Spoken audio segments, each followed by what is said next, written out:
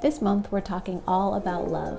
I've been inspired by Bell Hooks' book by the same name, All About Love. In the book, Hooks talks about 6 ingredients in the recipe for love. Those 6 ingredients are respect and trust, care and affection, commitment and responsibility. And today we're going to talk about respect and trust in dance. I'm thinking mostly about how these 2 ingredients relate to our relationships with each other in dance communities, and I'm going to talk about what I see, what I know from my own experience, and what I have to say, or what I think might be missing in our dance communities. The first of these is respect. If you stick around to the end of this video, I also have some corresponding affirmation practices that include movement and some meditative words that you can use on a daily basis, so stick around. Respect is defined as a feeling of deep admiration for someone or something elicited by their abilities, qualities, or achievements. Another definition is due regard for the feelings, wishes, rights, or traditions of others. Admire someone or something deeply as a result of their abilities, qualities, or achievements.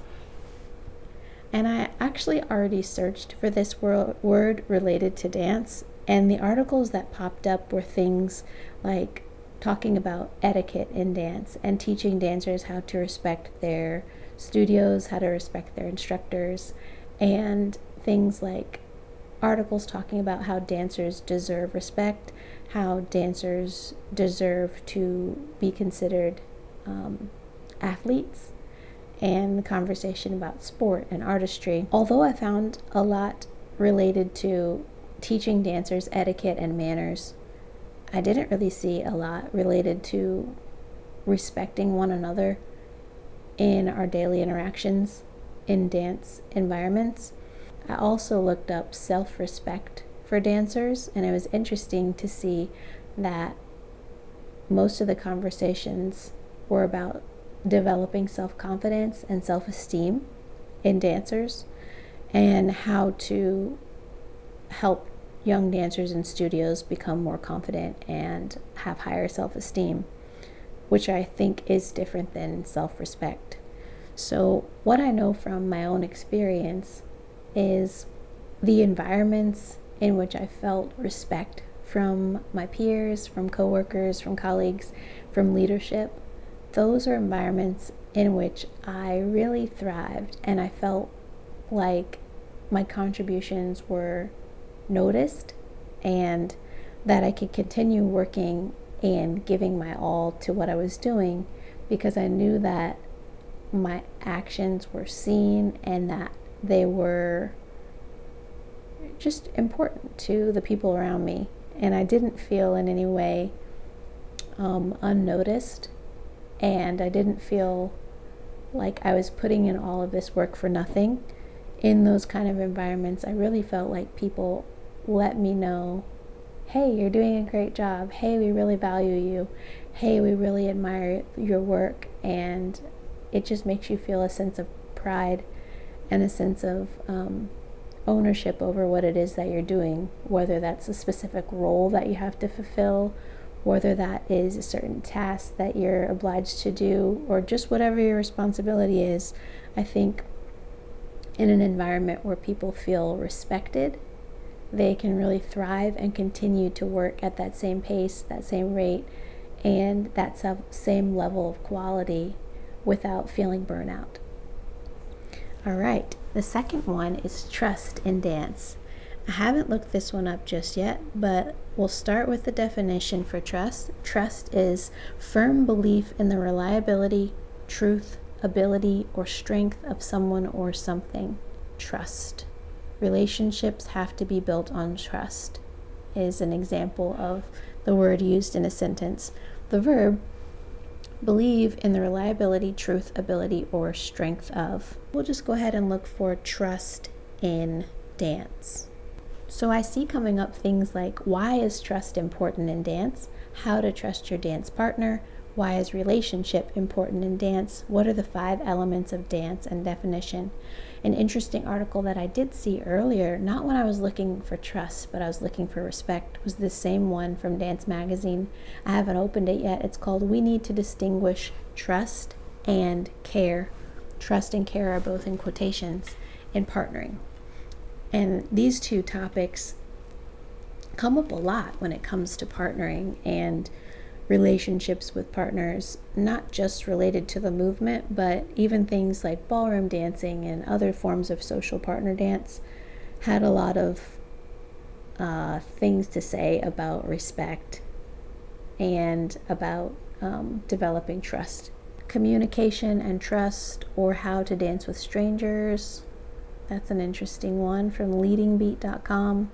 And this is just a quick Google search. I'm sure we could use another search engine. We could try Google Scholar. We could try something more academic, but I'm just starting here with a Google search. Teaching dancers to trust their bodies. Omna dance. Learning to trust your dance partner. Trust and partner dance. How to dance with confidence. Yeah, okay, so it seems like the theme is for respect. We mostly talk in dance about how to develop etiquette and manners and behavior in the dance studio space. And when it comes to trust, it seems like most of the articles are geared toward developing trust in relationships with partners in dance. That's what we see. What do I know from my own experience? Similar to respect, I feel like in environments where I can trust and be trusted, I'm just able to be a lot more vulnerable. And especially in the performing arts, I feel like vulnerability is a huge aspect of us being able to express ourselves fully, whether it's on stage or in rehearsal, in practice, just in class. Being in a space where we can trust the people around us and know that they can hold space for us, that they can work collaboratively with us, and we can do the same with them. At least for me, when I've been in environments like that, it has allowed me to not just put in work and feel the value of it as with respect, but with trust. I feel like I'm able to take risks, to be vulnerable, to try new things, and to really get creative. From what I'm reading, it sounds like these two ingredients, if they are a part of developing more loving relationships with people and bringing more love into dance communities, then I think that there's more room for us to focus on these parts of the conversation. Not just using respect and trust in terms of like standardizing behavior or teaching people how to behave on one hand, and not in terms of just partnerships between two people. But I think we can talk about these two words related to making a space more loving altogether, knowing that these are values that we have as a group, that these are things we can rely on each other to uphold. I feel like if that can become a part of the conversation related to dance, that we will be able to create more loving and, more loving spaces. So, I said, if you stick around to the end of the video, I will throw up here the playlist for the affirming movement practices, and there'll also be upcoming another video in this series, and then another video in this series.